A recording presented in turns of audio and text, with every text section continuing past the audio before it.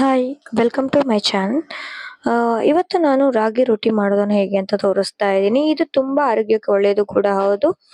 Different ಆಗೂ ಕೂಡ ಇರುತ್ತೆ. ಹಾಗಾಗಿ ಆ, ಇದಕ್ಕೆ ನಾನು ಮೊದಲನೇದಾಗಿ ಒಂದು 2 ಕಪ್ ಆಗುವಷ್ಟು ರಾಗಿ ಹಿಟ್ಟನ್ನ ತಗೊಂಡಿದ್ದೀನಿ. ಅದಕ್ಕೆ ನಾನು ಈಗ ಸ್ವಲ್ಪ ಉಪ್ಪನ್ನ ಹಾಕೊಳ್ತಾ ಇದ್ದೀನಿ. ರುಚಿಗೆ ತಕ್ಕಷ್ಟು ಉಪ್ಪನ್ನ ಹಾಕೊಳ್ತೀನಿ. ಹಾಗೇನೆ ಸ್ವಲ್ಪ ಇದಕ್ಕೆ ನಾನು ಜೀರಿಗೆನ ಹಾಕೊಳ್ತಾ ಇದ್ದೀನಿ. ಜೀರಿಗೆ ಬೇಡ ಅಂದ್ರೆ ಸ್ಕಿಪ್ ಕೂಡ ಮಾಡ್ಬೋದು. ನಾನು ಹಾಕೊಳ್ತಾ ಇದ್ದೀನಿ ಜೀರಿಗೆನ.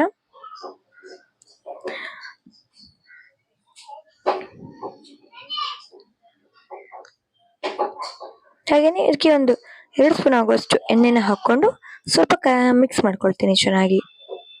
ಈ ತರ ಚೆನ್ನಾಗಿ ಮಿಕ್ಸ್ ಮಾಡ್ಕೊಳ್ತೀನಿ.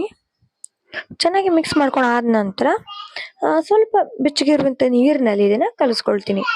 ಇದಕ್ಕೆ ನೀವು ತರಕಾರಿ ಬೇಕಾದ್ರೆ ಹಾಕೊಳ್ಬಹುದು. ಇದಕ್ಕೆ ನಾನು ಕ್ಯಾರೆಟ್ ಹಾಕೊಳ್ತಾ ಇದ್ದೀನಿ, ತುರಿದಿರೋದನ್ನ ಈ ತರ ತುರಿದಿಟ್ಕೊಂಡಿದ್ದೀನಿ.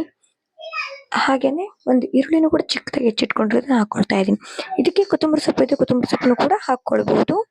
ಹಾಕಿ ಇದನ್ನ ಚೆನ್ನಾಗಿ ಮಿಕ್ಸ್ ಮಾಡ್ಕೊಳ್ತೀನಿ. ಹಸಿಮೆಣಸನ್ನು ಹಾಕೊಳ್ಬಹುದು, ಬಟ್ ಚಿಕ್ಕ ಮಕ್ಕಳಿದ್ರೆ ಸ್ಕಿಪ್ ಮಾಡಬಹುದು. ನಾನು ಅದಕ್ಕೆ ಸ್ಕಿಪ್ ಮಾಡ್ತಾ ಇದ್ದೀನಿ. ಅದ್ರ ಬದಲಿಗೆ ನಾನು ಒಂದು ಅರ್ಧ ಸ್ಪೂನ್ ಆಗುವಷ್ಟು ಅಚ್ಚ ಖಾರದ ಪುಡಿನ ಹಾಕೊಳ್ತಾ ಇದ್ದೀನಿ. ಇದನ್ನ ಈ ತರ ಚೆನ್ನಾಗಿ ಮಿಕ್ಸ್ ಮಾಡ್ಕೊಂಡು ಸ್ವಲ್ಪ ಸ್ವಲ್ಪನೇ ಬೆಚ್ಚಗಿರುವಂತ ನೀರಿನಲ್ಲಿ ಕಲಿಸ್ಕೊಳ್ತೀನಿ. ಇದನ್ನ ನೀಟಾಗಿ ಕಲಿಸ್ಕೊಂಡು ಒಂದು ಚಪಾತಿ ಹಿಟ್ಟಿನ ಹದಕ್ಕೆ ನಾನು ಇದನ್ನ ಚೆನ್ನಾಗಿ ಕಲಿಸ್ಕೊಳ್ತೀನಿ. ಅದಕ್ಕಿಂತ ಸ್ವಲ್ಪ ಮೆತ್ತಗೆ ಇದ್ರೂ ಚೆನ್ನಾಗಿರುತ್ತೆ, ಇಲ್ಲ ಅಂದ್ರೆ ಅದು ಸ್ವಲ್ಪ ಒಡೆದೋಗುತ್ತೆ. ಹಾಗಾಗಿ ನೋಡಿ ಎಷ್ಟು ಮೆತ್ತಗೆ ಮಾಡ್ಕೊಂಡಿದ್ದೀನಿ ನೋಡಿ ಉಂಡೆನ. ನಾನು ಇಷ್ಟು ಮೆತ್ತಗೆ ಮಾಡ್ಕೊಂಡಿದ್ದೀನಿ. ಇದು ಪೇಪರ್, ಹೋಳಿಗೆ ಪೇಪರ್ ಅಂತ ಹೇಳ್ತಾರೆ ಇದಕ್ಕೆ. ಇದು ಬೆಂಕಿ ಮೇಲೆ ಅಂದ್ರೆ ಬಂಡಿ ಮೇಲೆ ಹಾಕಿದಾಗ ಕೂಡ ಇದು ಸುಟ್ಟು ಹೋಗಲ್ಲ, ನೀಟಾಗಿ ಬಿಡತ್ತೆ. ಈ ಪೇಪರು ಇದಕ್ಕೆ ಸ್ವಲ್ಪ ಎಣ್ಣೆನ ನಾನು ಸ್ವಲ್ಪ ಚೆನ್ನಾಗೇನೆ ಎಣ್ಣೆನ ಸ್ಪ್ರೆಡ್ ಮಾಡ್ಕೊಳ್ತೀನಿ. ಇನ್ನು ಸ್ವಲ್ಪ ಮೆತ್ತಗೆ ಮಾಡ್ಕೊಂಡಿದ್ದೀನಿ. ಒಂದು ಸ್ವಲ್ಪ ಇದಾಗ್ತಾ ಇತ್ತು, ಹಾಗಾಗಿ ಸ್ವಲ್ಪ ಮೆತ್ತಗೆ ಮಾಡಿಕೊಂಡು ಇದೇ ಚೆನ್ನಾಗಿ ಎಷ್ಟು ತೆಳ್ಳಗಾಗುತ್ತೋ ಅಷ್ಟು ತೆಳ್ಳಗೆನೆ ಕೈಯಲ್ಲಿ ನಾನು ಇದು ಮಾಡ್ಕೊಳ್ತೀನಿ. ಸ್ವಲ್ಪ ಎಣ್ಣೆ ಹಚ್ಕೊಳ್ಬೋದು, ಇಲ್ಲ ನೀರನ್ನ ಹಚ್ಕೊಂಡು ಇದನ್ನ ಈ ಥರ ಕೈಯಲ್ಲೇ ತಟ್ಕೊಳ್ಬೇಕು.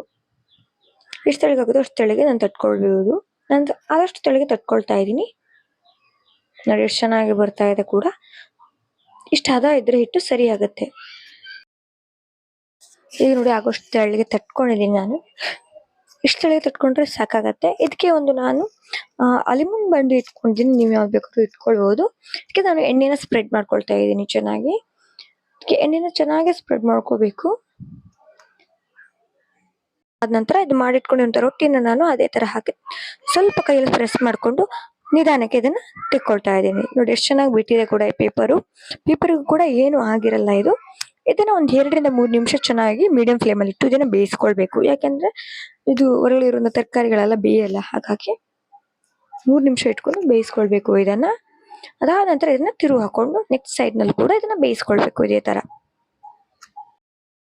ಮಕ್ಕಳಿಗೆ ಒಂದು ವಾರದಲ್ಲಿ ಒಂದ್ಸಲ ಅಥವಾ ಮಾಡ್ಕೊಟ್ರು ರಾಗಿಯಿಂದ ಯಾವುದೇ ತರ ದೋಸೆ ಆಗಲಿ ಈ ತರ ಮಾಡ್ಕೊಟ್ರೆ ತುಂಬಾ ಚೆನ್ನಾಗಿರುತ್ತೆ. ಹೆಲ್ದಿಗೂ ಕೂಡ ತುಂಬಾ ಒಳ್ಳೆಯದು ಕೂಡ ರಾಗಿಯಲ್ಲಿ ಹೈ ಪ್ರೋಟೀನ್ಸ್ ಎಲ್ಲ ಇರುತ್ತೆ. ಹಾಗಾಗಿ ಇದನ್ನ ನೀವು ಮಸ್ಟ್ಲಿ ಮಕ್ಕಳಿಗೆ ಒಂದ್ಸಲನಾದ್ರೂ ರಾಗಿಯಿಂದ ಮಾಡುವಂತ ಐಟಮ್ಸ್ ನ ಮಾಡ್ಕೊಡಿ, ತುಂಬಾ ಒಳ್ಳೆಯದು ಆರೋಗ್ಯಕ್ಕೆ. ಹಾಗಾಗಿ